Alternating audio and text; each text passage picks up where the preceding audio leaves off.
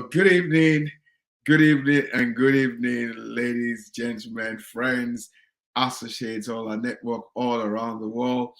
I think it's been one of those nights, and on behalf of Etoila Europe, on behalf of Leadership Conversation, our entire crew, our entire engineers, and all the people working behind the scene, want to say a great. I want to express our apologies, for the delay, for all the technology issues that we've had all through tonight. It's been just wow. It's been just a blessing. Okay, let me try and use the right words. It's been just a blessing, and but however, we know how technology works sometimes, and however, we're so glad to still be, with you tonight. For all those who are still able to join us tonight, we did send out, some communication that if you can join us, we'll be starting at 9:30 p.m. UK time. Or for those who will be watching this broadcast at a later time, you also have our apologies that we had a very delayed start today. You might not have experienced that, but for all those who are able to join, our sincere apologies.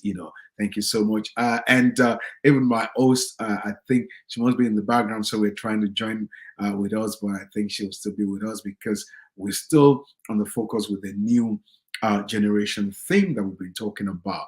And this is our focus for the season that we're in, especially this month of I think the last week of April into May. It is important that leadership has succession. It is important that we consistently, develop a program for raising a new generation of leaders. This is so important, for continuity. It's so important for our world to continue to progress, continually progress in stages, and we can easily and see the successes that each generation is making, the legacies that we're building, how it's impacting, how we're becoming better at the things we do, rather than we, literally seeing ourselves going back. And I think this is a topic that every one of us must be a whole part of, and I was so glad, last week I wasn't on board. I had the new generation, the millennials, actually discussing the issues themselves, and I think that was just fantastic. I was sitting there listening to them, and it was just fantastic. Some of this are groomed, men and women, young lads and young men and women that we've intentionally groomed, and we can see the results. And I think this is something that every one of us must do, from the point of families, from every organization, whatever you're doing, whatever position, whatever gift that you're expressing, whatever title you have, whatever role you play within nations, within government, every one of us must be in the business of preparing the next generation. From our family unit, our fathers, our mothers must prepare fathers and mothers for the next generation. We must prepare, men and women that will be responsible for carrying, the assignment, the responsibility of our world, continually being healthy. And this is a great challenge, a great assignment for every one of us. Thank you so much, sir, for being able to join us. Thank you so much for your commitment. I know some of you, people joined, and they waited online for about 5-10 minutes, and thank you for even connecting tonight. I can see your comments as well. And tonight, we really want to look at, this subject of the new generation. Oh my God, here we go. Technology found you. Where were you in the space or something? Okay, I'm gonna hand over to you. By the way, can I introduce my host tonight? I was Nelson Telma Machibango. Thank you so much for having me. Okay, you're gonna take it from there then. How you doing? Good evening. Good evening. My apologies for being late this evening. It must be the coronation effect. I think I'm still celebrating our king, our new coronated king. So, good evening to you, ladies and gentlemen. Thank you so much for joining us tonight. As it's been said, it is another conversation with Itwala. And yes, we continue with the raising of a new generation of leaders. Thank you so much for those that have been sharing your inputs, sending in your comments, and also sharing this this broadcast. If you know any young person or older person that is not watching with you tonight, do send them a link so they can join us for this live conversation. And yet again, we are looking forward to your comments this evening. We'd love to hear what you have to say for this upcoming generation, and to those that have gone ahead of us as well. And whichever part you fit in, what are your thoughts on generational leadership? So yes, good evening, Ambassador JD. Good evening, good evening, good evening. I welcome myself and I greeted myself. I know. I know you didn't manage to join us last week, but as we carry on the conversation, I would love to hear, and I'm sure our viewers would love to hear some of your thoughts on the new upcoming generations. I mean, when you see young leaders, how do you feel? What do you have to say to the upcoming new generation of leaders? I think, I was just saying that actually just before you came on board, at watching, you guys last week was gave me hope, and showed the power of being intentional in raising a new generation, intentional in training, in developing, and more so in mentoring, because the effect is just unbelievable. The result is unbelievable, and literally, part of what I was processing in my mind today is that, look, you got to consistently prepare for the next generation. In fact, can I put it this way? I'm going to just throw it out there. The moment you find yourself in any role of significance, discover your gift, find a position of significance, any title, sitting in any place that you have influence and affluence over people, over your environment, you need to begin to think about the time you're going to leave. And that is the last thing, really, and that's a strange point. That's the last thing that people think about. Look, the moment you get elected, the moment you're called a father, the moment you're called, the CEO, the moment you launch out your gift and you come into this stardom and you become famous and all this thing, and you're running out and everybody's giving you accolades. Immediately, what you should be planning, forget about the stardom, forget about all the lights and all the opportunities you're being given. What you must be thinking at the back of your mind is that, who is going to take this over? Who can I pass this on to? What should I begin to prepare for the next generation? And that way, our world is able to have continuity. Our world does not have continuity today. We have breaks, gaps that is causing chaos. The greatest obligation, the greatest obligation of leadership is preparing your replacement. It's leaders raise leaders. Leaders develop leaders. So leaders must continually prepare for their replacement. And that is one thing I have seen. It's very obvious if you look at it very well. It's very absent in the developing world. Well, one thing that we always say is you can't give what you do not have. And one thing I love about yourself is your heart and hunger to mentor young people. And sometimes I wonder if it's something that came because you yourself have been in that position whereby you were poured into, you were mentored. Do you think this is something that's missing within the older generation, that they were perhaps never mentored themselves, so they don't know how, or they don't know what it is actually to mentor someone else? This is one of my greatest why I really celebrate being part of ITWALA, the International Thought World Leaders Association. This is one of the reasons why I believe our great leader and founder, Dr. Miles Monroe, and all the other great leaders that they all, started this organization together. This is why I will eternally, forever celebrate them, because one of the key reasons they came together to set up this organization was because of the need and the gap they've seen in the society and the nations, that there is no deliberate, intentional, program of raising leaders. So what they did was that this organization, apart from its, resolving and prescribing solutions for leadership in developing nations, but also one of the solutions, it was also in mentoring was one key thing that drove, this organization itself, and is still driving it. So I learned everything about mentoring through a great leader, Dr. Miles Monroe. I was mentored, and I still see myself as a mentee. You see, leaders are forever learners. If you get to the place that you stop learning, you start dying. And I think that is one of the things that is very missing. It's missing in our world today. And Etoile is trying to make sure it contributes his own very little quota amongst, how much people that we have in our world today, but we need to do something. And by we crying out, like in the wilderness right now, every other person as well should hear this. Every family, every father, every mother, every boss, every CEO, every legislator, every president, every governor, every mayor, people that are seated in all this position must hear this and know that it's their responsibility to do this, or else we'll kill the next generation. And that is why it's so important that we make this cry.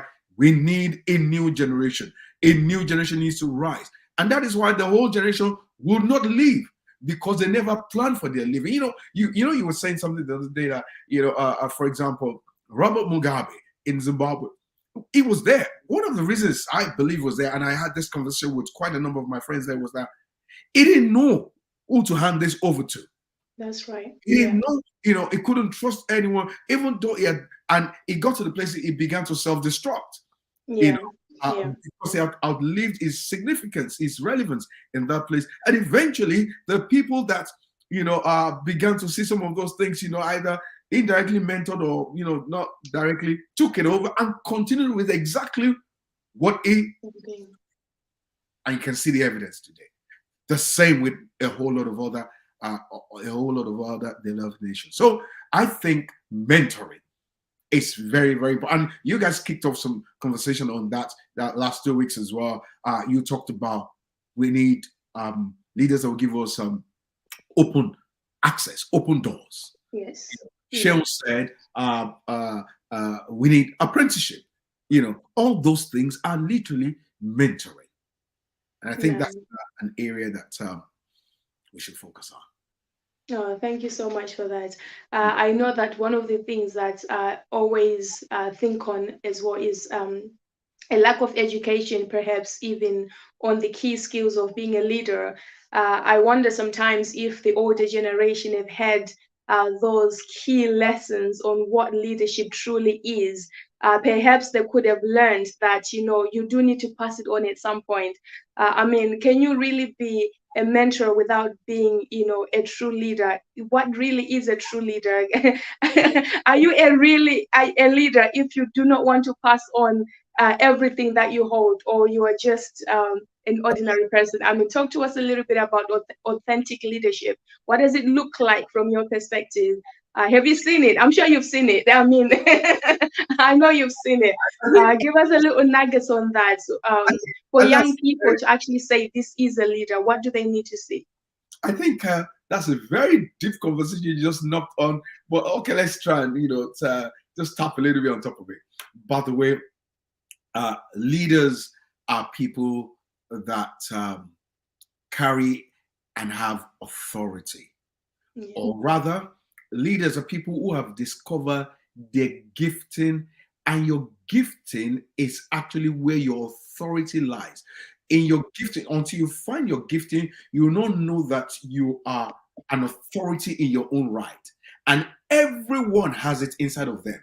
However, they've not really discovered it. And that is why sometimes when we begin to talk about authority, people are very skeptical, because what we've seen about authority is totally, an abuse, a perversion of what authority really is. And when you discover your true self, or you're a person, yes, who have discovered, your true leadership, then you become an authentic authority. Yeah. It's from the word author. So it brings the natural self out. It brings the natural you out. And that way, you are not intimidated by anyone. You don't oppress anyone. You're not trying to become anyone else, because you found your authentic self. Now, oh my God, you want us to unbundle this, like one of my friends would say. But the thing is that now authentic authority always desires, always looks forward to releasing other people's authority, not keep them down. You see, when you've not discovered yourself, then you don't want anybody, to thrive around you. Rather, your authenticity makes you want to see others thrive. And I think, that was, I saw this firsthand with working with Dr. Miles, because all his desire was to make us better. In fact, to make us better than himself, to bring our true self out. And the more we discovered ourselves, the more excited he was to work with us. Yeah. So his authenticity was so genuine, was so real, that he was so free. He was so glad in empowering others. And this is very, very important. And that is why you see a lot of leaders today,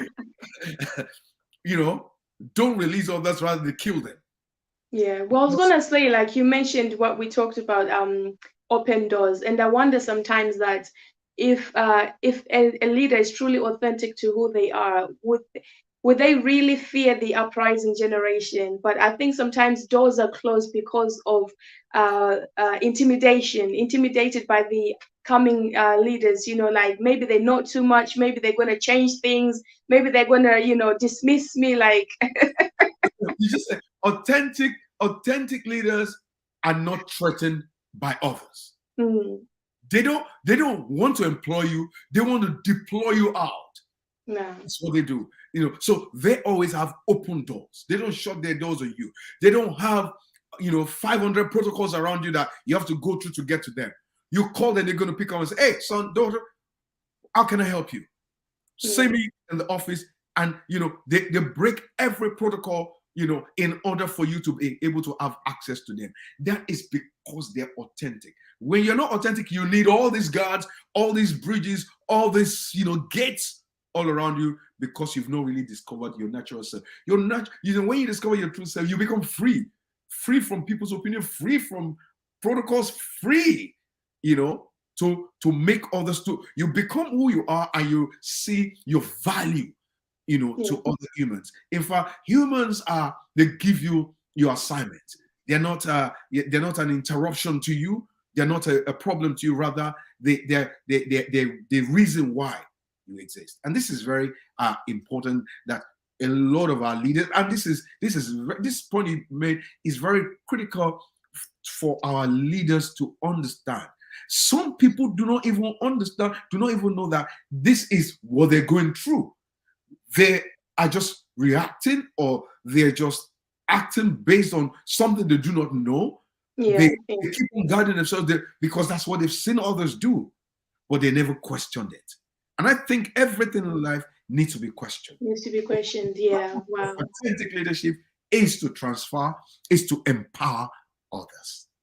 Wow, that is so true. Well, I'm definitely not for one that can, run before the crow. So I'm definitely one for that, really wants this new generation of leaders to actually be ready to take on the power or the authority that is given to them. But I wonder, for older generations, I mean, if you can speak to older generations for a little bit, how does one know when their time is up? Because I know that passing on the baton is hard. Sometimes we think that, I think sometimes people are brought up thinking you pass it on when you die. So that way, there's nothing you can do, you're gone. It has to go on to someone else. But before you even, die, is it possible to pass on the baton? Especially for political leaders, that sometimes they want to stay until they can't move, But is it possible to pass on to the next generation something, whether it's a business, whether it's an idea, whatever it could be? Is it possible to pass on something to, and how do you know it's your time is up? Like, now is okay to retire? Most the key thing, first thing is that A lot of leaders, are not, they're timid, they're not courageous enough to even want to pass it, pass, whatever they are or whatever they have on. Yeah. Two, like I said, the first obligation of leadership is to begin to identify and prepare, develop your replacement. I'll give you a very good example. Nelson Mandela. Nelson Mandela, oh my God, this is a great leader. Spent 27 years in prison. Yeah. Came out of prison, and everybody says this is our leader because he fought for a cause and got elected and became the president. And he served one time, I think about 4 years, something like that, and immediately passed it on. Now, you will want to believe that the guy has served 27 years, he will want to make up for that in that presidential power. Yeah. Give up power. Giving up power keeps you in power. Wow. Can I say that again? When you give up power, it keeps you in power. Every time you make yourself unnecessary, people will keep you relevant. And so, therefore, leadership needs to operate. It's not even about a time frame. It's the fact that once you get there, you have an assignment to do. One, to deliver that assignment that you've been called to do. As you're delivering it, know that you're not eternal. You have a time frame. You're not going to be here forever. You need others. So you identify your replacement. You begin to develop your replacement, immediately. Train them, rather, develop them, and let them begin to coexist with you. Now, in you doing that, you're not trying to even clone yourself. You're trying to deploy one that is going to be better than you. And the more you do that, the more you'll be aware of when your time is up and say, son, I think it's time for you to take this over. So you don't need to die on the seat. You don't need to get old on the seat. You don't need all of that, but rather it is your preparatory work for the new generation that defines your timing. But because we do not have a preparatory plan, a mentoring plan. Now, by the way, let me undo this, because all the time leaders always talk about mentorship, mentoring, and they don't really do any of it. They just talk about it. I hear a lot of people say, I do a lot of mentoring for people. What is mentoring really? It is trust. That is why, number one thing, that how much knowledge have you gained? Now, that's where your success is. It's not the amount of knowledge. How much of it have you transferred to others? How much influence, how much experience have you gained? How much of it have you transferred to the new generation? How much connections, what made you who you are? And how much of it have you exposed to the next generation? Because you cannot be successful without a succession plan. That is why a lot of leaders they might be successful in whatever they're doing, but they're not a success in the true time of their leadership. So everything that made you, everything that you know, every experience, every value that helped you get where you are, you must unbundle them to another. And when you literally do all of that, you know that your time is up for another, and that way we have continuity. And also, like I said before, you're not doing this to clone yourself. Rather, you're developing a replacement that will be a better quality than you are. Yeah, it must be better. So once you know that you got something better than you are, then you are not necessary anymore. Wow. Now, this is where people can't get the understanding of what leadership. Leadership is a very strange place. That is why I think it might be the word that you just said, sometimes for older people, older generation, that you might not be necessary anymore. I mean, what does that really mean? Like, what should they be doing when you're no longer doing what you used to be or in the seat you used to be in? What then do you get to start doing? Let me tell you something. I said this to one of our organizations many years back. I said, I'm beginning to make myself unnecessary to you because there were other greater courses I wanted to go on to. Yeah. But tying myself to my seat there, to my position and titles that people give to you, will not let you do that. The moment you keep on empowering others, it's literally what's the word? It gives you the momentum to go higher. It takes you to the place, So Mandela, for example, yep, he was an old man, but it put him in the place they call him an elder statesman. He advised presidents all around the world, not just in South Africa. He became a voice to the world, not just in South Africa. Wow. And this is what people do not understand, that look, when you do that, you become globally relevant rather than you staying in your own just little cocoon there. Hide, so you don't give room for expansion. When you lock yourself in that kind of a thinking, which is very myopic, it keeps you there. And eventually the people get rid of you and forget about you. So look at some of the leaders that they are driven out of power. Do anybody talk about them? The ones that are out of power, they go back to them as reference and tell us, what do we do in this situation? They kept them, they preserved them. And you see, when you don't hand over to the next new generation, as the old generation don't hand over, no one will preserve whatever you built. So you will become irrelevant. People will erase whatever thing that you built. It will not be a legacy. While leadership really needs to build legacy for the next generation, that the next generation you prepared will preserve, and your name will become a monument. No. However, that is not the situation in our world today. So the way you measure your success, listen to me, whoever is in leadership, you're a head of state, you're a president, whatever you are, your success is measured by the success of your successors. Oh my God. Wow. Can I say it again? Hold on, that dropped. Your success is measured by the success of your successors. You don't have successors who are succeeding by reason of what you've passed on. You are a successful failure. Wow, a successful failure. Wow. Invest, they must be willing to invest in their mentees and allow them to flourish while they are alive, to see it and watch them and literally say, this is good. Wow. Yeah. I know our time is up, but just in case we might not get to have this conversation again, part 4, I know we're on part 3. And with this, you've mentioned Nelson Mandela. I know we've had people like Marcus Garvey. There was a time when they were considered, a new upcoming generation of leaders as young people.